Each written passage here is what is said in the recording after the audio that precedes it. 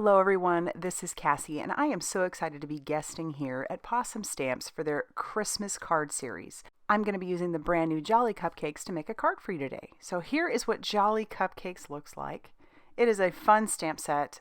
This is a fun stamp set that has 6 different cupcakes and several different sentiments and a cake stand. It is just a darling little set. I'm going to focus on one stamp, but let's make our background first. I have some picked raspberry and a blending brush, and I am going to blend onto this regular cardstock, which is actually cut down to 4 inches by 5.5 inches. So it's not quite the same size as a full A2 size front would be.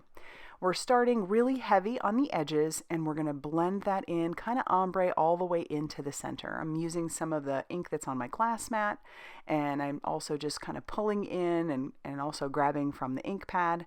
I want it to be, like I said, very heavy on the edges and kind of go ombre into that center and almost blend out completely. We'll just keep blending until I'm pretty happy with that. And then once we're done with that, I do want to bring in a little bit of water. I know this isn't watercolor paper, so I'm not going to leave it on there for very long. I leave it on for just a few seconds and then wipe it up. And then I'm going to heat set that, make sure that that is good and dry before we move on to the next step, which is actually some stamping. So I'm going to take that same picked raspberry ink along with the cupcake that I plan to use, and I'm going to stamp that all over that background just to add a little bit of texture and interest. I love this little cupcake. I mean, I love them all. I think they're all darling, but this one just spoke to me. I'd eat any of these if they were in front of me. And then once we have those all stamped, we'll clean up our mess and put this into our makeshift splatter box. I'm going to splatter on a little bit of liquid pixie dust using a fan brush. And it's very, very subtle, but as you look at it in real life or even in the light a little bit, it is splattery goodness, I'll tell you what. Really, really pretty, and it adds a lot of interest to that background. Now I need to stamp out my images. So I'm going to stamp our cupcake. I did use a magic powder bag over this, and I'm stamping this with some VersaFine Clair Nocturne ink, which is a pigment ink. And then I'll cover this with a clear embossing powder, and then I'll heat set that till that is smooth and melted. And so it'll go from that matte finish to a shiny finish, and then you'll know it's ready to go.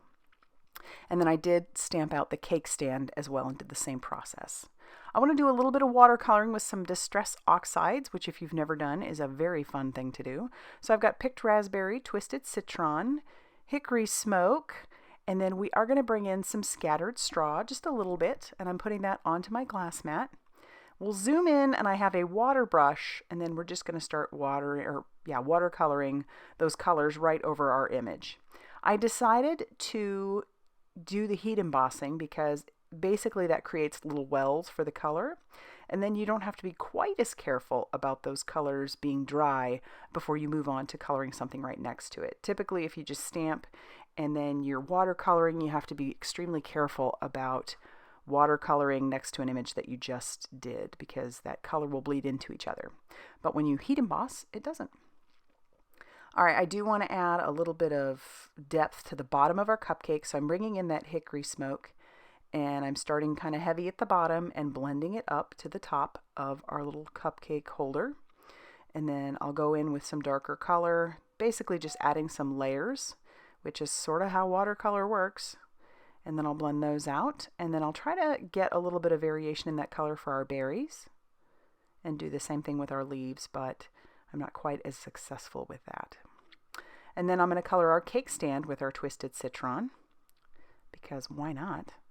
And I do get a little bit of variation in the color here. So I'll add a good amount of darkness and then blend that out with the water. Now we need to fussy cut these, although I'm pretty sure there are some matching dies to go with these. And now I need to stamp a sentiment. So I have a strip of white cardstock and my VersaFine Clair Nocturne ink. I'm going to try and center this sentiment up in the middle of that. And then we're going to attach down our panel to our card base, which was a 5.5 by 8.5 inch piece of cardstock that I scored at 4.25 inches. So it's a side folding A2 size card. I want to stamp my cupcake on the inside, so I'll use that picked raspberry again. And then we'll stamp our sentiment on the inside as well using that VersaFine Clair Nocturne ink. I put some foam tape on our sentiment, and I'm lining that up on our glass mat and tacking that down. And then I did attach our cupcake to the cake stand with some liquid glue and then used foam tape behind it. So everything is popped up. Then I'm going to bring in some White Blizzard Nouveau glitter drops, and I'm just going to kind of feather that up starting at the bottom. I don't want to fill in the whole bit of the frosting. I just want some of that glitter to be at the bottom, and a little bit on our berries. And then when we're done with that, that's actually going to finish off our card for today. So here's a quick, easy, beautiful, fun A2 Christmas card that you could make using your Jolly Cupcakes. If you liked this video, be sure to hit that like button and consider subscribing if you haven't already done so. And I want to say thanks to Pawsome Stamps for letting me guest with them today. Thanks everybody, and have a great day.